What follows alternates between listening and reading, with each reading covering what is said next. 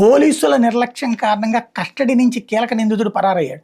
గంజాయి అక్రమ రవాణాలో ఆరితేరిన కేరళకు చెందిన మహమ్మద్ సోహైల్ విజయవాడ పటమట పోలీసులు అదుపు నుంచి తప్పించుకున్నాడు. ఈ విషయాన్ని పోలీసులు గోప్యంగా ఉంచి అతని కోసం ప్రత్యేక బృందాలతో గాలిస్తున్నారు. ఈ నెల 9న తెల్లవారుజామున విజయవాడ శివారు నిడమానూరులో ఈగల బృందం లారీని తనిఖీ చేయగా అందులో 140 కిలోల గంజాయి దొరికింది. లారీ డ్రైవర్లను విచారించగా తమిళనాడులోని కోయంబత్తూరుకు తరలిస్తున్నది తేలింది.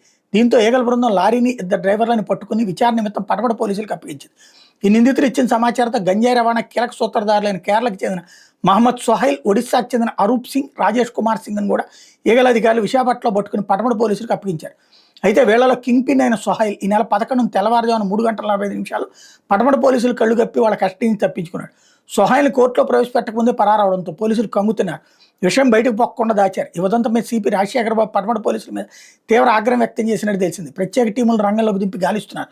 సోహైల్ సొంతూరు కేరళ రాష్ట్రం మలప్పురం జిల్లా చేరకూర గ్రామం. ఓ పోలీసు బృందాన్ని అక్కడికి పంపించారు. సోహైల్ ఢిల్లీలో పాత కార్లు కొని అమ్ముతుంటాడు. వాటిలో కొన్ని గంజాయి రవాణాకు వినియోగిస్తుంటాడు.